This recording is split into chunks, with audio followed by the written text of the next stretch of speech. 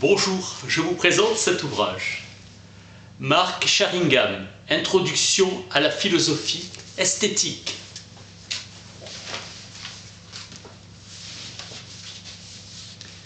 Cet ouvrage présente la succession des principaux moments de la pensée philosophique sur le beau et l'art. Le terme d'art n'a pris sa signification moderne qu'à la fin du XVIIIe siècle. C'est à cette époque que s'est imposée l'habitude d'identifier les arts aux beaux-arts.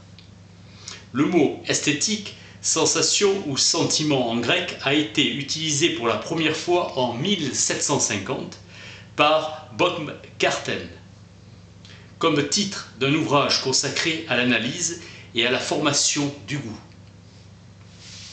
Kant applique ce terme au jugement relatif du beau et du sublime.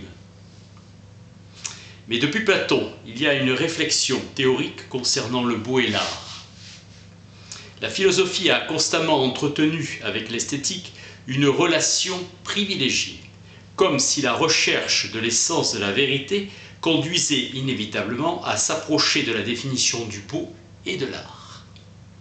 À travers la détermination du concept spéculatif de l'art, l'esthétique rejoint la plus haute définition possible de l'essence de la philosophie elle-même. L'existence de l'esthétique signifie précisément que la philosophie a atteint le savoir absolu. L'idéalité platonicienne impose de concevoir l'être comme l'unité d'une forme et d'une matière. Le récit heideggérien met en évidence le lien étroit entre la réflexion philosophique sur l'art et sur le beau et la définition de l'être et de la vérité.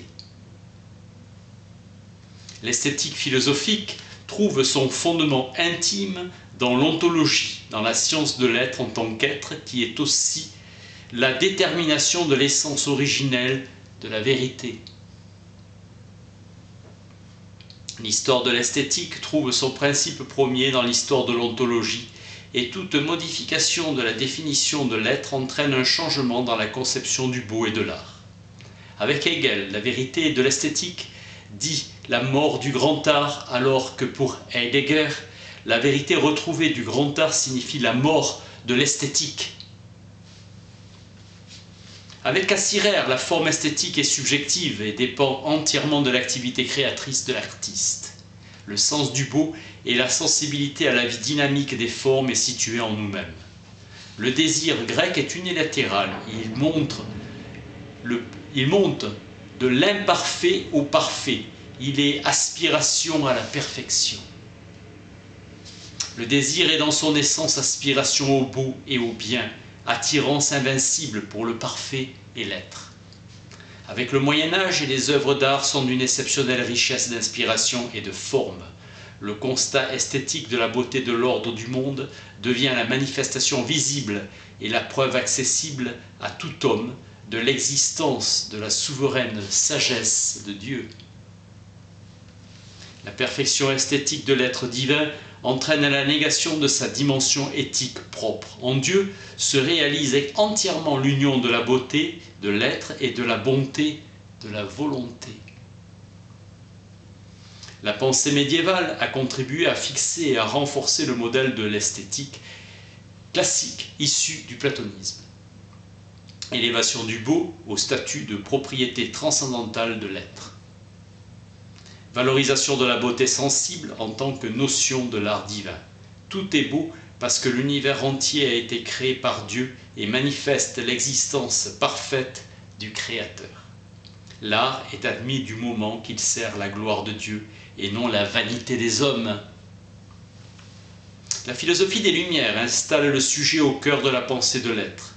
C'est la considération du plaisir qui devient de plus en plus dominante pour comprendre l'essence de la beauté. Ce qui est nouveau, c'est de définir la beauté par la sensibilité. Avec Kant, le modèle de l'esthétique classique sera abandonné au profit du paradigme critique.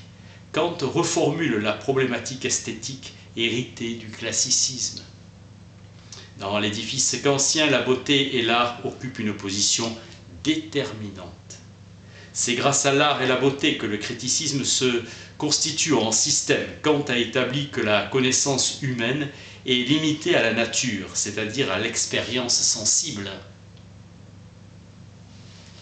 Il affirme que la connaissance présuppose l'a priori, c'est-à-dire qu'elle n'est pas tirée de l'expérience de l'objet, mais au contraire la précède dans ses principes. La connaissance dépend en droit du sujet transcendantal qui dicte sa loi à la nature et construit l'objet. Le beau est placé entre la nature et la liberté.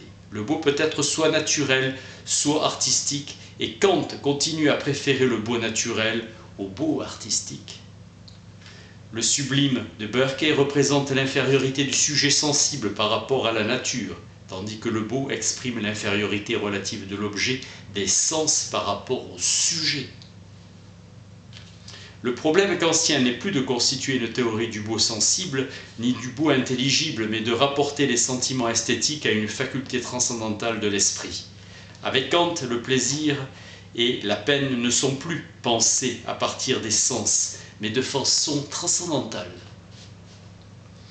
Le vrai sublime jaillit de la conscience d'un conflit interne au sujet, conflit qui oppose l'imagination à la raison dans sa finalité pure de faculté de désirer. Avec Schopenhauer, l'art devient le phénomène le plus proche de l'essence de la volonté. Friedrich Nietzsche parle de l'art en tant que seule force supérieure, contraire à toute volonté de nier la vie.